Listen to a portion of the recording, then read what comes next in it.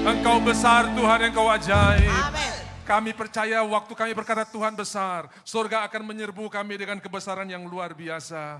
Di mulut kami ada perkataan Tuhan, di mulut kami ada firman Tuhan, di mulut kami ada pujian kepada Tuhan. Dalam nama Tuhan Yesus belenggu dilepaskan dan semua kuk dibebaskan. Kami memandang hari esok dengan tertawa karena Tuhan telah mendahului kami. Sebelum kami sampai di bulan depan, sebelum kami sampai di tahun depan, Tuhan sudah reservasi berkat-berkat yang terbaik. Dalam nama Yesus yang percaya katakan amin. Silakan sudah duduk, shalom.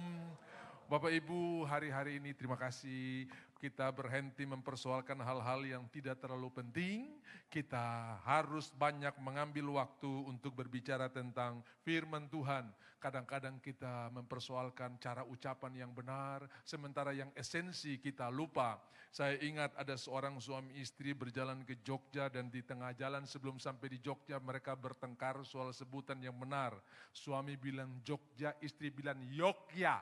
Satu bilang Jogja, Yogya, dong berantem. Akhirnya mereka bilang oke, nanti kita sampai di rumah makan kita akan tanya sama kasir atau pemilik rumah makan ucapan yang benar yang mana. 30 menit sebelum sampai dong diam, tak bicara apa-apa. Begitu sampai di sebuah rumah makan, pas lagi jam makan, mereka masuk dan mereka bertanya kepada kasir, tolong ucapkan dengan jelas dan dengan pelan nama tempat ini apa? Dan dengan sukacita dan muka berseri-seri, si pelayan ini berkata, Solaria. Karena mereka ada di rumah makan Solaria, saudara-saudara ya. Jadi berhenti berdebat hal-hal yang tidak penting. Saya ingat seorang bapak berkata kepada istrinya, Ma, sudah dengarkah si Julio itu mau bikin konser? Papa, ada apa Ma? Zaman sudah modern. Tidak ada lagi orang yang bilang Julio, Julio. Oh begitu kah? Terus mamanya tanya, istrinya tanya, memangnya kapan dia konser? Kalau tidak salah bulan Huni, gitu kan. Hari Humat, gitu kan. Karena semua J jadi H. Seperti mamanya bilang jadi Huni, Juni jadi Huni, Jumat jadi Humat. Kita tidak menghabiskan waktu untuk bertele-tele atau bersoal jawab. Ada banyak orang habiskan waktu soal menyebutkan Allah, Yahweh, tapi kita percaya bahwa kita ada dalam kebenaran, kita akan dituntun dari kemuliaan kepada kemuliaan. Setuju katakan amin. Saya berikan contoh, orang Papua tahu bahwa yang namanya motor laut itu disebut Johnson. Betul tidak? Naik apa tadi naik Johnson? Padahal merek Johnson itu sudah hilang dari peredaran di Papua, yang ada Yamaha. Yang tergantung di speed, yang tergantung di perahu itu merek Yamaha. Tapi pengenalan pertama itu membuat mereka menganggap secara keseluruhan bahwa yang namanya angkutan laut Johnson. Betul tidak? Padahal Johnson itu bukan nama angkutan, merek mesin. Tapi apakah waktu saya bilang Johnson terus Yamaha gak mau hidup? Gara-gara kau bilang Johnson makanya biar kau start, saya tidak akan hidup. Tetap hidup saudara-saudara ya. Oh daerah saya pertama kenal sepeda motor tuh Honda saudara ya. Sampai hari ini mau dia naik Yamaha, Kawasaki, Binter, Suzuki. Naik apa? Honda saudara-saudara ya. Untung yang Kawasaki tidak tersinggung. Saya ini Kawasaki kau bilang Honda.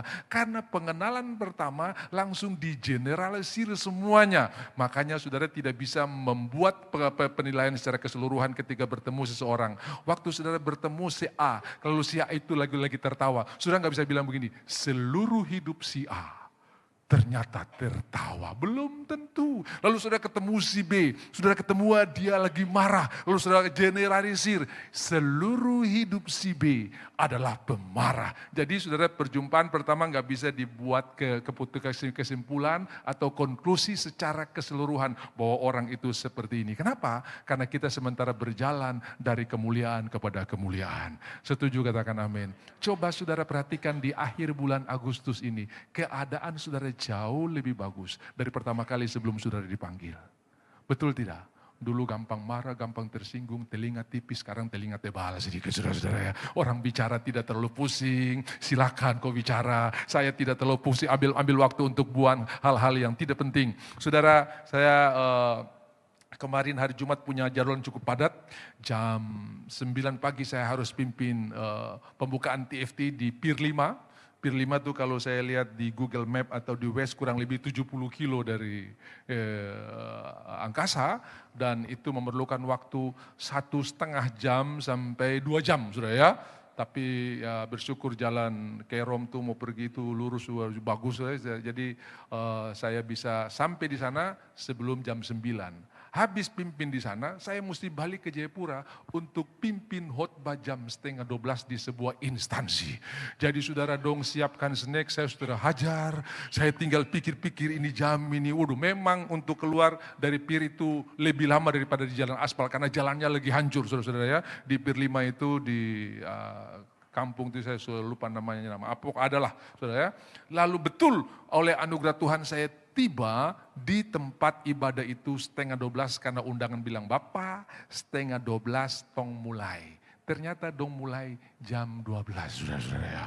Jadi undangannya ingatkan 11:30 kita mulai, jam 12 dong mulai. Lalu sore harinya saya diulang-ulang, Bapak sebentar sore jangan lupa ibadah instansi ini gabungan dari beberapa instansi. Dan Bapak ada perubahan, Bapak diundang jam 7. Nah saya selalu diundang oleh organisasi ini, gak pernah jam 7. Tapi itu diulang-ulang, sekali lagi jam 7. Saya datang jam 6, betul 6:30 sudah mulai. Yang satu 11:30 mulai jam 12, yang satu jam 7 mulai 6:30. Jadi di dunia ini tidak ada kepastian saudara-saudara ya. Yang ada kepastian cuma di dalam Tuhan saja. Bisa bilang amin? Cuma di dalam Tuhan saja ada kepastian. A berkata begini, B berkata begini, semua bisa berubah. Makanya jangan bangun hidup di atas kata apa kata orang. Karena apa kata orang bukan kebenaran, tapi apa kata Tuhan itulah kebenaran yang sebenarnya. Bisa bilang amin? Tepuk tangan buat Tuhan kita yang luar biasa. Saya sudah bersaksi buat saudara bagaimana ada bapak dan anak yang pergi menjual kuda dan mereka harus melewati 4 kota. Kota A, kota B, kota C, dan kota D. Sebelum sampai di pasar penjualan kuda. Dan mereka berdua menuntun kuda ini melewati kota A. Sampai di kota A semua penduduk kota A bilang begini, manusia gila, ini orang ini termasuk akal sekali. Kuda itu kan binatang tunggangan. Kenapa dituntun? Anak kita salah. Kuda ini harus ditunggangi. Menaiklah mereka berdua melewati kota B. Sampai di kota B, orang kota B bilang dasar manusia tidak berperi kebinatangan. Kuda 1 ekor dinaiki 2 orang. Oh anak, kita salah. Jadi papa yang di kuda, kau yang jalan. Oke, anaknya yang tuntun kuda, bapaknya di atas kuda. Lalu sampai di kota C, dasar orang tua tak tahu diri. Masa depo anak disuruh berjalan, baru dia setengah sama dia enak-enak. Anak ternyata salah. Kau yang naik, bapak yang tuntun kuda. Sampai di kota D, orang kota D bilang memang anak tak tahu berterima kasih. Masa depo bapak disuruh jalan, baru dia. Saudara tahu apa yang terjadi? Begitu mereka sampai ke tempat penjualan kuda, dong 2 pikul itu kuda, saudara-saudara ya. Kenapa? Karena apa kata orang tidak ada yang merupakan kebenaran, tapi apa kata Tuhan? Ya dan amin. Ya, perkataan Tuhan itu ya dan amin. Ketika Petrus ditantang, kamu tidak ikut mereka lagi pergi? Yohanes pasal 6 mencatatnya, kamu ini ikut saya kata Tuhan karena lihat mujizat, karena kemarin makan roti dengan gratis, lalu mereka tidak bisa menerima perkataan itu, banyak yang meninggalkan Tuhan, lalu Tuhan tantang buat murid-muridnya, kamu pun tidak ikut mereka pergi. Tuhan, kepada siapa kami harus pergi? Perkataanmu ya dan amin. Bapak Ibu, jangan ikut pendapat ahli, jangan ikut pendapat orang. Percayalah kepada firman Tuhan. Karena ahli A beda dengan ahli B. Tadi malam saya baru hadiri satu acara pesta dan saya dengar sendiri saudara-saudara, orang itu bilang, ini daging ini tidak bagus. Lalu saya pindah ke meja yang satu, ini daging ini bagus. Saya bilang, mana yang benar? Yang satu bilang ini tidak bagus, yang satu bilang ini bagus. Kalau saudara bangun di atas apa kata orang, saudara akan kehilangan pegangan. Tapi kalau saudara bangun di atas firman Tuhan ya dan amin. Ada peristiwa lucu saudara-saudara, saya memberikan contoh dan ini saudara sudah tahu ya, saudara tahu orang kalau lagi pacaran, lagi tunangan, itu habis nongkrong atau habis bercerita, si cowok akan pulang ke rumah dan merenungkan perkataan ceweknya. Wih tadi dia berkata, luar itu tunangan. Tapi waktu su menikah, istri masih ngomong, suami su tidur, saudara-saudara ya. Kalau dulu dia renungkan, sekarang masih bicara dia. Saudara ya. Jadi memang perubahan ini bisa terjadi kapan saja, cuma Tuhan saya tidak berubah, saudara ya. Nah, saudara lihat kalau orang lagi tunangan, kau di mana? Sumakan kah belum? Pokoknya tiap saat telepon, lagu rohani dirubah jadi lagu cinta, saudara-saudara ya. Ada Frankie Xiaoming punya lagu tuh, Kasih Sayangmu, coba. Saudara mungkin berada, kasih sayangmu sungguh tak berubah. Dia refrain, sungguh aku jatuh cinta hanya kepadamu. Sungguh aku jatuh cinta hanyalah kepadamu. Wow, 5 hari sebelum nikah, tapi dia pakai yang bahasa Inggris biar lebih romantis, saudara-saudara ya. Deeper in love with you, deeper in love with you. I love you more than anything in life. Karena kalau bahasa Indonesia kurang sedikit romantis, saudara ya. Lebih dalam lagi ku rindu kau Tuhan. Ini ada Tuhannya. Kalau yang pakai bahasa Inggris kan bisa langsung deeper in love with you, deeper in love with you. Begitu menikah bulan madu, saudara-saudara. Wals ini wals ya. Indah sebagai di Eden, tas batas, tas tas.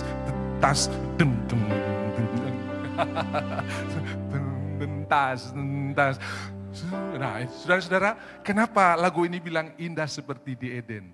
Sebab di Eden itu Adam benar-benar indah sekali. Saya bilang sama jemaat, dengar, waktu Adam mau dikasih pasangan, Tuhan kasih tidur dia. Kenapa? Karena zaman itu Adam tidak ada saingan, saudara-saudara ya. Sekarang kalau kau tidur, kau tak dapat apa-apa. Karena kau saingan banyak, saudara-saudara ya. Jadi keluar rumah cari di gereja stok banyak, saudara-saudara ya. Jangan cari di luar, saudara-saudara ya. Haleluya, bisa bilang amin? Nah, lalu yang kedua, kenapa indah di Eden? Adam terhadap mama mantu dan papa mantu, saudara-saudara. Paling indah, saudara-saudara. Don terhadap mama mantu, hari ini banyak anak mantu berdoa supaya orang tua mantu cepat game over, saudara. Ini dia bikin masalah, ini belum mati-mati dia. Tambah berdoa dia mati, tambah sehat dia, saudara-saudara ya. Jadi Tuhan ubah aku untuk bisa hidup dengan orang itu, bukan suruh Tuhan ubah orang itu ya. Doa yang benarlah, Tuhan berikan aku kekuatan untuk bisa hidup dengan orang yang berbeda. Itu doa yang benar. Begitu setahun menikah, bulannya tetap ada, madunya sudah hilang, saudara-saudara ya. Lagunya pun jadi berbeda. Banyak perkara yang tak ada. Habis saya kasih contoh ini, sesudah firman Tuhan kita ikuti persembahan pujian dari vokal group. Ternyata dong tidak ada siap lagu lain. Lagu ini yang dong siap, saudara. Dan saya lihat dong hampir fals nyanyi di pertama. Karena saya tidak bermaksud berkata bahwa lagu ini tidak benar. Sebab di refrennya, Allah mengerti, Allah peduli. Bapak Ibu, setiap persoalan yang saudara hadapi, Tuhan tidak tunggu di luar, tapi Dia ada di tengah-tengah saudara.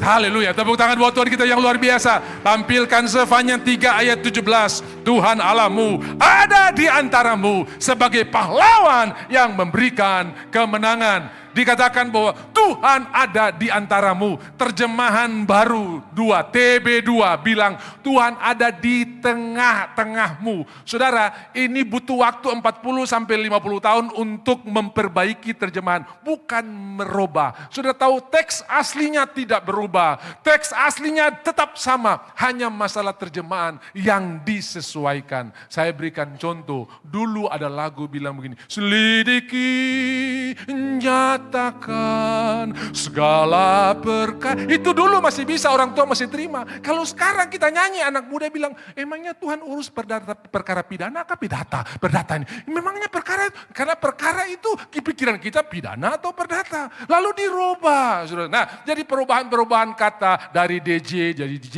ya, dari TJ jadi C. Nah, itu perubahan terjemahan. Nah, TB2 ini lebih mendekati kepada terjemahan asli. Lihat, Tuhan Allahmu ada di antaramu. Nah, di TB2 ini dibilang, Tuhan Allahmu ada di tengah-tengahmu. Bukankah bahagia kalau Tuhan ada di tengah-tengah bisnismu? Bukankah ada pengharapan kalau Tuhan ada di tengah-tengah rumah tanggamu? Bukankah luar biasa kalau Tuhan ada di tengah-tengah pekerjaanmu? Dan yang paling luar biasa, Tuhan ada di tengah-tengah persoalanmu. Dia bukan di luar, dia bukan orang outside, tapi dia orang tengah. Ia mati di antara dua penjahat di tengah. Dan pada waktu murid-murid berkumpul karena ketakutan di ruangan yang terkunci, Tuhan muncul di tengah-tengah mereka. Shalom, damai sejahtera ku berikan kepadamu. Jangan gelisah hatimu, di rumah Bapakku banyak tempat. Damai sejahtera ku berikan kepadamu. Dengarkan Bapak Ibu, damai sejahtera bukan diupayakan, tapi diterima. Karena Tuhan yang menyiapkannya. Haleluya, tinggal diterima. Coba.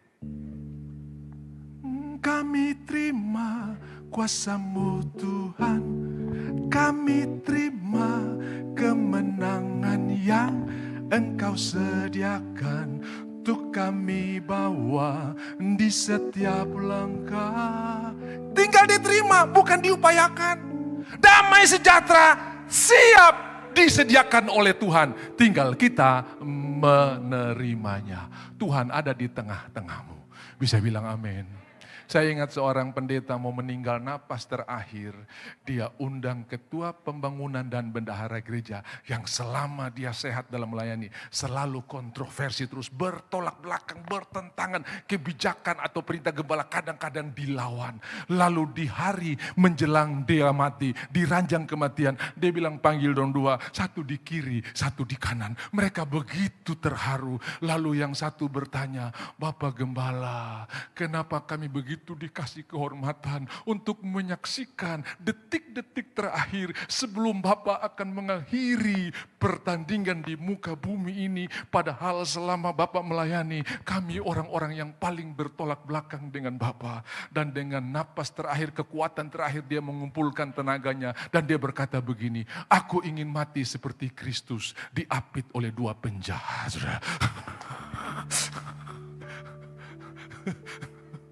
Karena di kiri kanan kan penjahat tuh, Tuhan di tengah-tengah tuh. Saudara-saudara yang dikasihi oleh Tuhan, Tuhan ada di tengah-tengah pergumulanmu, Tuhan ada di tengah-tengah masalahmu. Jangan pernah engkau takut. Masalah ada endingnya, kasih setia Tuhan tidak pernah ada habis-habisnya.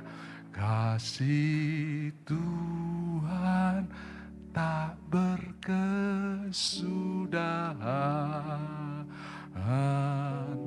tak habisnya rahmatnya. Selalu baru tiap pagi, selalu baru setiap pagi, baru setiap pagi. Besar setiamu, besar setiamu Tuhan, besar setiamu. Kasih Tuhan tak berkesudahan. Ratapan 3 ayat 20, 21 dan 22. Tetapi hal-hal inilah yang kuperhatikan. Berhenti perhatikan pendapat ahli A. Berhenti perhatikan pengumuman di Metro TV. Berhenti kasih perhatian berlebihan kepada masalah yang akan terjadi. Akan ada krisis, akan ada guncangan ekonomi, akan ada gempa luar biasa. Berhenti kasih perhatian untuk hal-hal seperti itu. Kasih perhatian buat perlindungan dan pertolongan Tuhan. Tetapi hal-hal inilah yang kuperhatikan. Apa yang kuperhatikan? Kasih Tuhan, kebaikan Tuhan, anugerah Tuhan. Oleh sebab itu aku akan berharap. Taruh harap kepada manusia kecewa. Saya tersangka dia pernah dulu saya tolong. Tapi sekarang saya minta tolong sedikit saja. Dia kasih tinggal saya kecewa. Roma 5 ayat 5. Pengharapan tidak mengecewakan. Karena kasih Allah telah dicurahkan dalam hidup kita. Ya, jadi cepat. Roma 5 ayat 5. Ya, sebab pengharapan tidak mengecewakan karena kasih Allah telah dan pengharapan tidak mengecewakan karena kasih Allah telah dicurahkan di dalam hati kita oleh Roh Kudus yang telah dikaruniakan kepada kita. Berharap kepada Tuhan tidak pernah kecewa. Tapi Pak, saya belum dapat jawaban sampai hari ini. Sabar. Sabar saudara ya, kita masih berjalan pelan-pelan ini ya. Jadi taruh harap kembali kepada ratapan 3 ayat 21-20. Itu sebabnya aku berharap ya, inilah yang kuperhatikan, mata perhatikan perbuatan Tuhan, mata perhatikan Tuhan yang luar biasa. Bapak Ibu yang dikasih oleh Tuhan, lihat langit dan bumi, laut dan segala isinya. Betapa hebatnya Tuhan. Ayat 22, ini titik koma, apa yang dia harapkan? Tak berkesudahan kasih setia Tuhan. Ucapkan sesudah saya, masalah ada akhirnya. Kasih setia Tuhan tidak ada akhirnya. Masalah ada expire-nya. Kasih setia Tuhan tidak ada expire-nya. Ketika orang-orang berdebat tentang kebangkitan, Tuhan berkata kepada mereka, aku bukan Allah orang mati, tapi aku Allah orang hidup. Akulah Allah Abraham. Dia tidak bilang begini, aku pernah jadi Allah Abraham. Tidak, tapi Abraham itu hidup sampai hari ini. Akulah Allah. Dan dalam Lukas pasal 16, Abraham sempat berdialog dengan orang kaya itu. Ketika orang kaya bilang, suruh Lazarus balik. Sapu 5 keluarga belum percaya Tuhan. Siapa tahu kalau orang dari sini udah balik. Tidak, ada orang-orang di sana bisa bertobat. Oh no. Jadi tidak ada hubungan antara orang hidup dan orang mati. Kau yang pergi tanya di kubur itu percuma, iblis yang jawab. Kau saudara-saudara ya, opa saya mau ujian. Terada tuh tanya-tanya saudara-saudara. Lihat opa tolong itu, opa terbisa jawab. Tanya kepada Tuhan yang hidup dan kita punya Tuhan yang sanggup menjawab. Lebih daripada yang sudah pintar dan pohonkan. Setuju, katakan amin. Bapak Ibu berharap kepada Tuhan karena kasih setia Tuhan tidak ada habis-habisnya. Dan rahmatnya pun tidak akan habis. Kesetiaannya besar. Ayat yang ke-23. Selalu baru tiap pagi. Semua bilang tiap pagi baru. Jadi besok pagi kau bangun, Tuhan saya mau ambil rahmat Tuhan pagi ini. Hari Selasa, nama-nama hari diambil dari perayaan Babilonia. Sunday hari ini, hari matahari. Monday atau Monday, itu hari bulan. Harusnya matahari lebih panas daripada bulan, begitu kan? Tapi orang bilang begini, I hate Monday. Kenapa? Si macet kerja, makanya saya bilang saudara coba kau tensi di hari Minggu normal. Tapi tensi hari Senin tinggi saudara ya. Karena kau itu tadi tuh I hate Monday. Cintailah setiap hari sebagai harinya Tuhan. Kadang-kadang kita perlu belajar dari anak-anak sekolah minggu. Karena anak sekolah minggu nyanyi begini. Hari Minggu, hari Senin, harinya Tuhan, harinya Tuhan. Hari Selasa, hari Rabu. Oh, hari Kamis, harinya Tuhan. Hari Jumat, harinya Tuhan.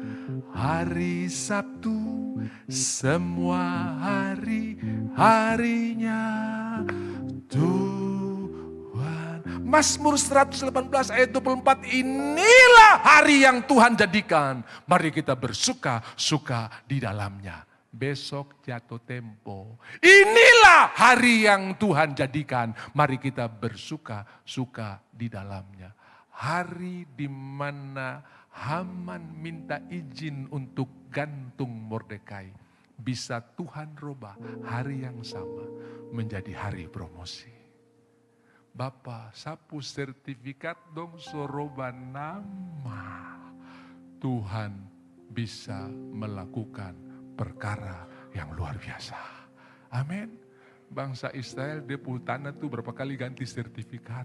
Tapi karena itu Tuhan kasih tetap akan kembali. Saudara-saudara bisa bilang amin. Kalau hari ini rumahmu harus dijual karena harus bayar sesuatu. Kau akan diberkati dengan rumah-rumah yang baru lagi. Yang lebih hebat dari semuanya. Yang setuju katakan amin. Haleluya. Bagi Tuhan tidak ada yang mustahil. Bapak Ibu mau dengar? Kau boleh kehilangan semuanya asal jangan kehilangan firman Tuhan. Karena firman Tuhan bisa mengadakan dari tidak ada yang menjadi ada. Lalu firman Tuhan berkata, gelap gulita menutupi bumi, kelam kabut menutupi bumi, tetapi ada firman Tuhan berkata, jadilah terang, dan gelap harus tunduk kepada firman Tuhan. Fakta harus tunduk pada kebenaran. Fakta tidak lebih berkuasa daripada kebenaran, tapi kebenaran bisa mengubah fakta menjadi berkat. Faktanya Laut Merah, kiri kanan padang gurun. Debu dari kuda-kuda Firaun sudah terlihat di belakang. Dan orang Israel melihat Laut Merah sebagai kuburan. Dan mereka minta izin dengan hormat kepada Musa, bahwa kami kembali ke Mesir supaya ada batu nisan di kuburan kami. Kalau di laut, di mana bisa kami taruh batu nisan kami? Dan sudah dekat bulan Desember, keluarga mau taruh bunga, pasang lilin. Dong mau pasang di mana? Ambor di mana? Tapi mati di Mesir terhormat ada batu nisan. Mereka melihat laut sebagai kuburan. Tapi firman Tuhan melihat laut sebagai jalan keluar. Saya tidak tahu, mungkin ada saudara berkata, udah tidak mungkin Pak. Ini bisnis sudah mati dan sudah tidak mungkin bangkit lagi. Itu kau punya pikiran. Tapi bagi Tuhan tidak ada yang mustahil. Asal ada firman, yang hilang dikembalikan berlipat kali ganda. Bisa tepuk tangan buat Tuhan kita yang luar biasa. Di dalam Alkitab ada seorang perempuan yang pernah melayani hamba Tuhan namanya Elisa. Dan dia berkata kepada suaminya, Pak ini orang pendeta, dia hamba Tuhan. Dan biar dia tidak usah cari hotel, tidak usah cari penginapan tiap kali datang ke kita. Bagaimana kalau kita buat satu kamar atas supaya dia nginap di sana. Oke, disetujui dibuat kamar. Lalu ketika hamba Tuhan ini atau Elisa ini diserahkan kamar ini, dia tanya sama bujangnya Gehasi, tanya sama mereka. Mereka ini baik sekali buat kita, mereka perlu apa? Perlu pengamanan, saya dekat dengan panglima. Perlu sembako, saya bisa bilang supaya mereka gini. Oh kami tinggal di kaum keluarga kami tidak perlu satpam, kami aman di sini. Setelah konseling, akhirnya Gehasi lapor, dong su bergumul punya anak bertahun-tahun tapi tidak punya anak. Lalu ketika Elisa mendengar kasus ini dia berkata begini, tahun depan waktu seperti begini engkau akan punya anak laki-laki. Firman Tuhan bisa membuka kandungan yang tertutup. Amin, haleluya.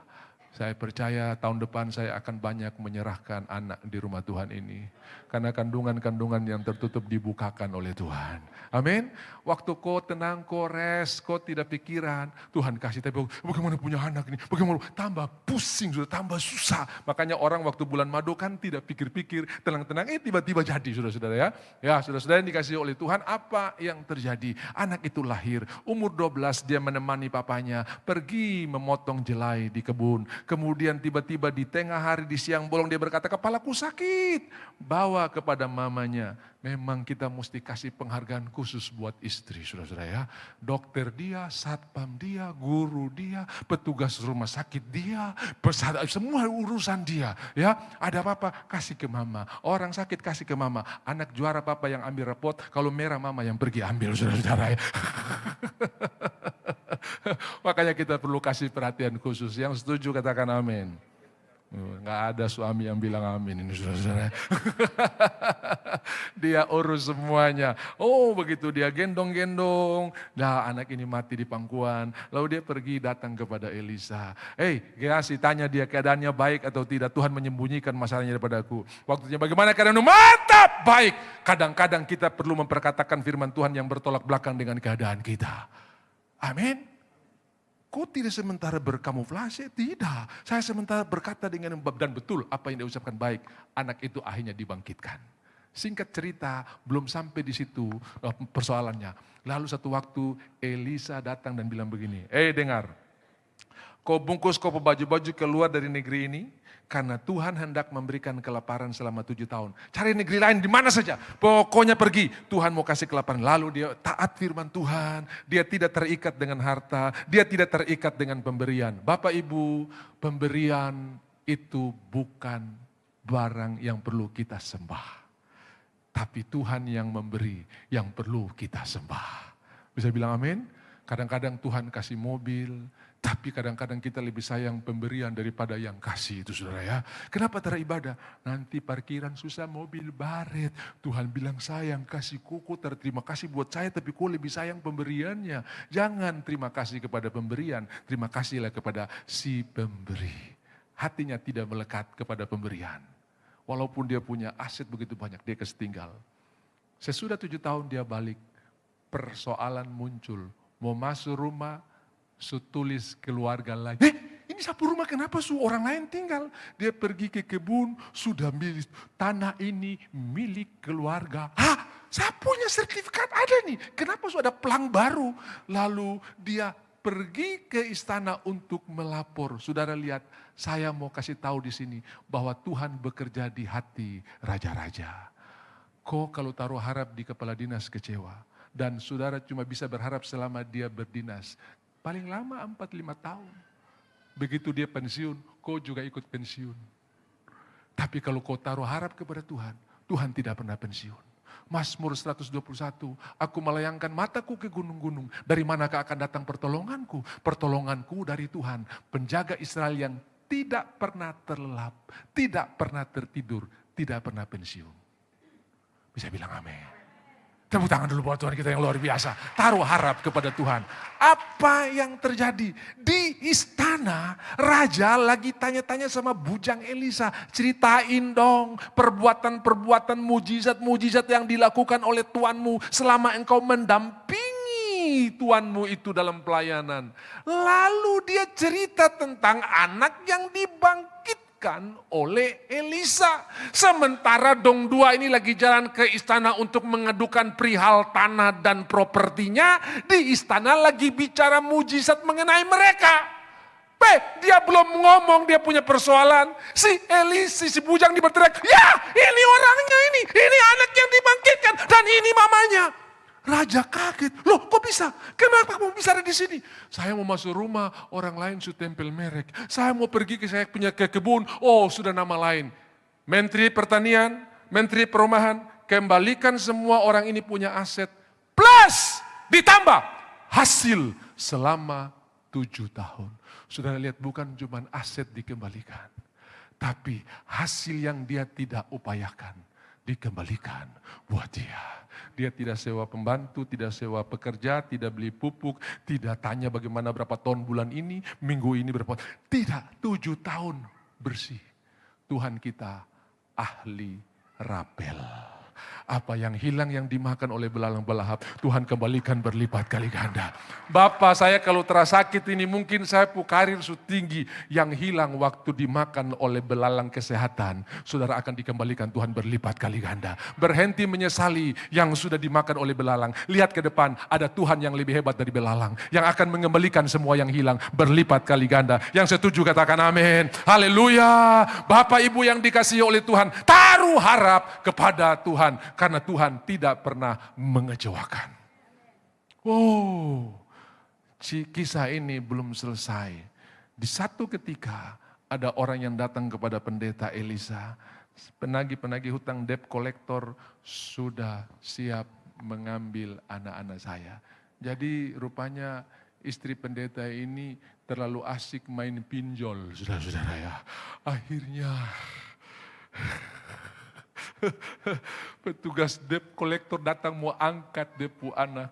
Apa yang ada di rumah, setelah ada apa-apa. Itu Honda Mio yang saya lihat Koba minggu lalu, so jual tidak cukup. Terus sofa, tahun duduk di batu sekarang. Spring bed, apalagi tiap malam tidur di lantai. Apa yang ada di rumah? Cuman ada buli-buli berisi sedikit minyak. Pernahkah saudara pergi ke bank, lalu minta kredit, kemudian petugas bank tanya, anggunannya apa? Kuali isi minyak Pak. Langsung kau diusir pulang. Kuali di bank tidak laku, tapi di sorga masih laku saudara-saudara ya. Karena Tuhan tidak cari apa yang tidak ada padamu, apa yang ada padamu. Kecil kah besar apa yang ada padamu. Kan kita ini kadang-kadang ahli janji, betul tidak? Nanti kalau dia cair, kau tunggu. Saudara, sampai ayam tumbuh gigi tunggu-tunggu, tara datang-datang saudara-saudara ya. Begitu dia datang, persoalan baru lagi saudara. Memang kita ini jadi tempat pengaduan masalah, tapi keberhasilan tidak pernah dikasih tahu saudara-saudara ya. Tong masih tikam lutut berdoa, dia pergi jalan-jalan di luar negeri saudara-saudara ya. Waduh, tapi itulah Tuhan kita, Tuhan yang luar biasa. Apa yang terjadi? Di rumah hanya ada buli-buli berisi minyak. Pinjam jerigen. Hari itu semua rumah punya jerigen kosong. Karena krisis. Jadi mau pinjam jerigen, kalau pinjam beras terdapat. Pinjam uang apalagi terdapat. Tapi pinjam jerigen kosong. Ini banyak, kau mau ambil berapa silakan. Kenapa? Sudah tidak bisa isi lagi. Jadi apa yang menjadi sampah di orang lain, Tuhan bisa pakai untuk menjadi wadah berkat buat saudara. Dia pinjam jerigen, jangan terlalu sedikit. Tutup pintu. Bapak Ibu, hari ini ada begitu banyak informasi yang melemahkan kita. Mari kita lihat dulu satu kisah yang menarik sekali sebelum saya jelaskan dan selesaikan kisah ini. 2 Raja-Raja pasalnya yang ke-6. 2 Raja-Raja pasalnya yang ke-6. Saudara bisa lihat, kita akan baca di ayatnya yang ke-32. 2 Raja-Raja pasal 6 ayatnya yang ke-32. Adapun Elisa, dia lagi duduk-duduk dengan tua-tua. Saudara lihat duduk-duduk itu satu situasi rileks dan tenang dan santai. Kalau makan itu serius, kalau makan-makan itu santai. Gitu? Kalau jalan itu serius, tapi kalau jalan-jalan itu rileks. Kalau mobil itu asli, tapi kalau mobil-mobilan, itu mainan sudah. Lihat, Elisa 2 Raja-Raja 6 ayatnya yang ke-32. Ya, oke. Adapun Elisa duduk-duduk, semua ucapkan sesudah saya, di tengah krisis, saya akan duduk-duduk. Artinya kita santai, kita tenang, kita tidak terganggu. Amin. Orang bilang ada mega apalah, mega gempaka, mega apakah. Sudah, duduk-duduk saja karena itu tidak akan menimpamu. Haleluya. Saya mendengar kisah ada rumah yang terbakar. Angin bertiup ke arah rumah yang belum terbakar. Dia baru pulang komsel dan dia bilang, Tuhan, rumah ini saya beli dengan uang daripadamu. Angin balik ke arah, saudara-saudara. Saudara-saudara, Tuhan bisa balikan arah angin. Tadinya arah angin sementara menghancurkan saudara, bisa arah angin yang berbalik untuk menolong saudara. Yang percaya katakan amin. Haleluya. Kasih tahu di kiri kanan, saya percaya firman Tuhan. Lalu saudara adalah orang yang sangat dikasihi oleh Tuhan di ruangan ini. Amin. Kasih teguhkan lagi, saya duduk di samping orang yang sangat dikasihi Tuhan. Kalau saudara datang sendiri sebagai suami, pulang di rumah cari istri dulu. Mama, ada apa papa? Mama orang yang paling dikasihi Tuhan di muka bumi ini. Kok sudah pak angin apa lagi ini saudara? Kalau yang datang istri, pulang ke rumah. Papa orang yang paling dikasihi di muka bumi ini. Amin. Percaya saya waktu dia bilang, papa orang yang paling dikasihi di muka bumi ini. Itu uang di kos kaki dia akan kasih keluar mama. Masih ada di sini lagi mama. Percaya. Kau tidak usah paksa kasih keluar. Hanya bilang papa orang yang paling dikasihi oleh Tuhan. Pasti semua perbendaharaan yang tersembunyi. Safe deposit. Ini kan ada bilang deposit box. Ini deposit sok saudara-saudara ya. Jadi kos kaki sebagai tempat penyimpanan. Saya ngomong begini karena saya pelaku dulu saudara-saudara ya. Sebab semua laki-laki di muka bumi ini punya kekhawatiran yang sama. Takut mengakui kepada istrinya berapa yang dapat, apalagi kalau banyak. Aduh ini kalau dia tilang semua habis. Jadi kita bikin pengamanan.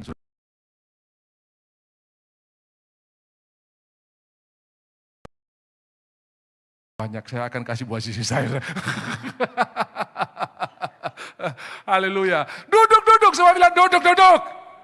Sudah tahu ini ayat di tengah krisis di mana satu kepala keledai berharga 80 sikal. Ayat-ayat di atasnya 80 sikal kalau dikonversi sekarang sekitar 9-10 juta. Bagian dari hewan yang paling tidak ada dagingnya, kepala. Dan sudah tahu keledai itu binatang haram di masyarakat Yahudi. Dong termakan, tapi ini sampai haram-haram pun dong hajar. Karena krisis, karena binatang-binatang yang tersisa tinggal yang haram-haram semua. Yang halal sudah pias habis. Krisis, saudara-saudara, krisis tinggal haram. Keledai itu haram. Dan kepala keledai berharga 80 sikal, sekitar 10 juta, saudara-saudara. Saudara, tai merpati, ada beberapa penafsiran itu tai merpati untuk api, tapi itu seperti kacang polong, ya. Karena ada orang bilang belalang, sudah tahu belalang? Makanan Yohanes adalah belalang dan madu hutan. Belalang itu bukan insen, ini yang terbukan. Tapi belalang itu sejenis tumbuhannya tinggi besar, hampir seperti sudah tahu pete, tapi kecil-kecil. Nah kalau dia kering itu coklat, saya pernah makan. Waktu kami pergi ke Bukit Zaitun, masuk ke gereja di mana Tuhan menangisi Yerusalem, itu pas sebelum masuk itu ada pohon itu. Dan biasanya kita akan berhenti di situ untuk melihat kata kombe. Kata kombe itu seperti peti untuk isi tulang-tulang bekas orang mati. Dan itulah tempat di mana Tuhan dibaringkan waktu lahir, palungan. Nah situ ada pohon belalang, tinggi pohonnya, lalu kita ambil yang jatuh-jatuh tuh, coba dimakan. Itu belalang. Jadi sudah lihat, kadang-kadang kita pikir incense, tapi itu bukan insek, bukan. Itu seperti tumbuhan. Nah, tai merpati di sini seperti kacang polong. Itu harganya 5 shikal. Mahal sekali. Lalu di tengah krisis inflasi yang paling luar biasa, sampai dengarkan Bapak Ibu, ada ibu-ibu yang rebus anaknya. 2 ibu punya anak bayi, mereka bergining.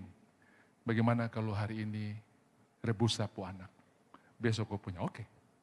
Hari itu mereka rebus, nggak tahu pakai apa jeruk, pakai apa, tertahu pokoknya dong makan. Anak lah. Besok giliran makan yang satu, dia sembunyi. Jadi sudah bisa lihat tingkat krisisnya, inflasinya sampai seperti begitu. Tuhan kita, Tuhan di atas inflasi. Mazmur 29, Tuhan di atas air bah. Tuhan di atas persoalan. Tuhan kita melebihi segalanya. Jadi Bapak Ibu, saya tidak tahu mungkin sekarang saudara punya keuangan sudah masuk di tingkat inflasi yang hebat. Tuhan di atas segalanya. Amin. Duduk-duduk. Nuh mendapat kasih karunia di hadapan Tuhan. Nuh artinya rest. Istirahat, mendapat kasih karunia. Duduk-duduk, rileks, mendapat kasih karunia. Kalau karena panik atau karena khawatir, kita bisa mendapatkan jawaban dengan kasih saya akan khotbah. Mari kita rame-rame khawatir sepanjang minggu ini. Tapi kalau kekhawatiran tidak bisa menambah sehasta pun dalam hidupmu, berhentilah khawatir, mulailah percaya. Haleluya. Lihat, duduk-duduk, jangan dihilangkan ayatnya dulu. Duduk-duduk, Elisa duduk-duduk dan dengan tua-tua di rumahnya. Sementara tetangga-tetangga takut, mulai antisipasi, saudara di rumah dengan istri, duduk-duduk, nikmati kopi sore hari, nikmati pisang goreng. Kenapa? Karena kita percaya kepada Tuhan di atas segala krisis. Mereka duduk-duduk dan para tua-tua duduk bersama-sama dia. Raja, saya percaya pasti mereka tidak cerita pilkada, mereka tidak cerita keputusan MK, mereka tidak cerita akan ada demo. Tidak, mereka cerita firman Tuhan. Kenapa? Karena ketika cerita firman Tuhan, kepekaan akan diberikan buat kita. Sudah lihat, raja masih di jalan, Elia sudah tahu, dia sudah datang. Kalau sampai dia lagi cerita masalah-masalah yang di bumi, dia akan dikasih kepekaan. Sudah lihat kepekaannya? Nah, lihat nih. Lalu Elis, tahukah kamu bahwa si pembunuh itu menyuruh orang untuk memenggal kepalaku? Orangnya belum ada, masih bicara di sana, masih rencana di istana. Elia sudah tahu, kalau mereka bicara tentang pilkada, maka pasti tidak mungkin terjadi. Saudara pernah tahu beda pilkada dan pilkabe?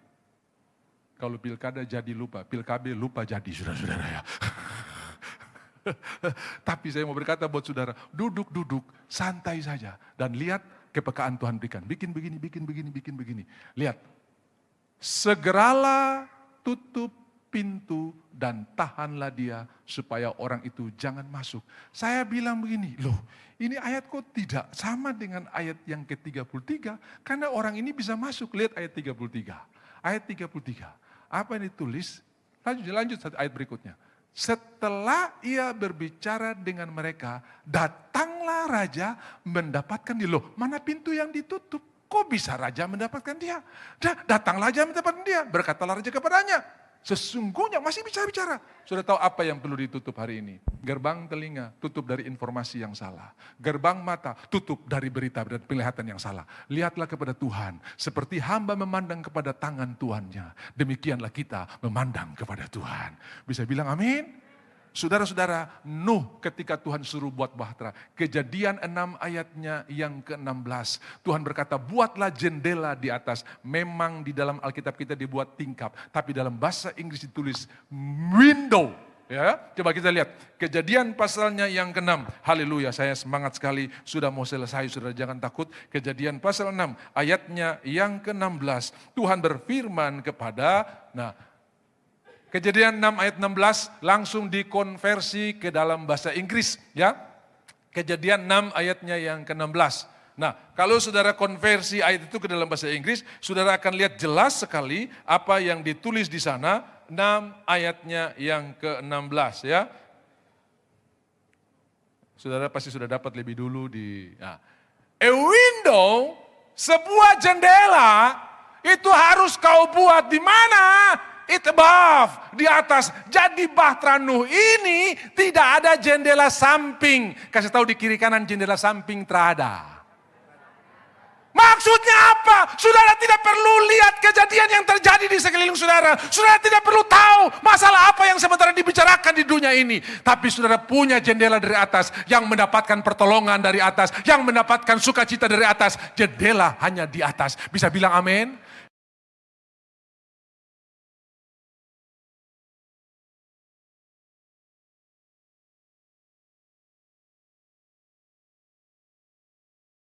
Mogaris juga bilang begini, tolong buka jendela di samping Anda. Ada orang tanya, kenapa Pak? Ya kan ini krusial, take off and landing itu krusial. Jadi kalau ada apa-apa, kita bisa antisipasi, apalagi yang di emergency. Gitu. Jangan dulu buka kalau tidak ada perintah dari awak pesawat. Apabila engkau melihat api, terus ada informasi evacuate. Tarik tombol merah, dorong pintu ke depan, dan keluarlah perlahan-lahan. Jadi saya tanya, kenapa kita mau landing atau mau take off, mesti buka jendela? Ada orang bilang begini, Pak, bisa saja itu terakhir kali kita melihat keluar.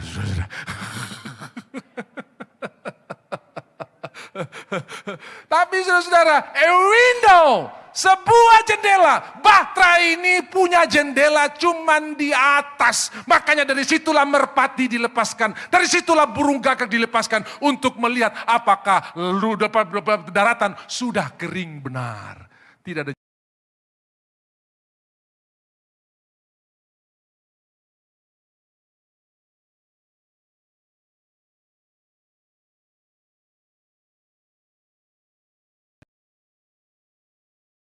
salib. Tentara-tentara Romawi menomok sampingnya, lambungnya, dan lahirlah gereja. Bapak Ibu, di film Bahtera yang dibuat oleh Hollywood itu, Nuh setengah mati tutup pintu itu berjuang dengan badai. Padahal yang tutup pintu itu bukan Nuh, Tuhan. Kalau Tuhan yang buka, kalau Tuhan yang tutup, kita aman. Haleluya. Stop sudah berusaha untuk, kau tutup kau pemulu kalau kau masih bicara, saya ajar kau. Udah bukan zamannya lagi. Kau mau bicara apapun, I still love you. Amin. Saya tetap mengasihi engkau. Bisa bilang amin? Kenapa saya dorong ini? Karena saya tahu Tuhan mau berkati saudara berlimpah-limpah. Di tengah krisis, Ishak diberkati berlimpah-limpah. Yakub di tengah ditipu sama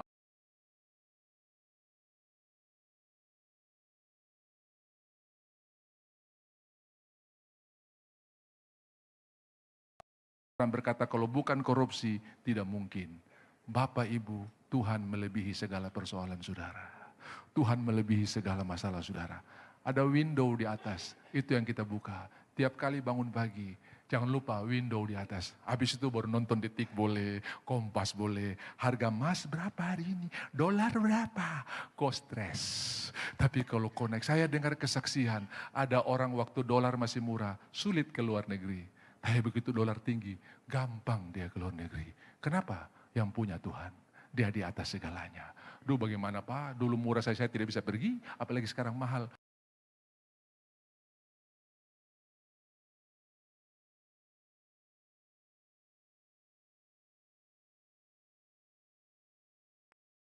Ribu orang, Tuhan cuma perlu 5 roti. Makin besar persoalannya, makin gampang Tuhan menyelesaikannya. Bisa bilang amin. Jadi kalau anak bilang, Papa saya mau kuliah di Sydney. Amin! Habis amin istri bilang, uang dari mana Papa? Kok amin cepat sekali? Lah iya, kalau dia Tuhan yang taruh, siapa yang mau pilih? Pasti Tuhan yang siapkan. Anak jangan terlalu tinggi-tinggi, Papa terbatas, ini mau uang pendaftaran saja. Papa pikir setengah mati, karena Papa pikir berdasarkan dompet Papa. Tapi mari kita pikir berdasarkan dompet kita. Ayat terakhir, senang kalau dengar ayat terakhir saudara-saudara. Akhirnya doaku dijawab. Filipi 4 ayat 19. Allahku akan memenuhi segala keperluanku menurut kekayaan dan kemuliaannya. Filipi 4 ayat 19, semua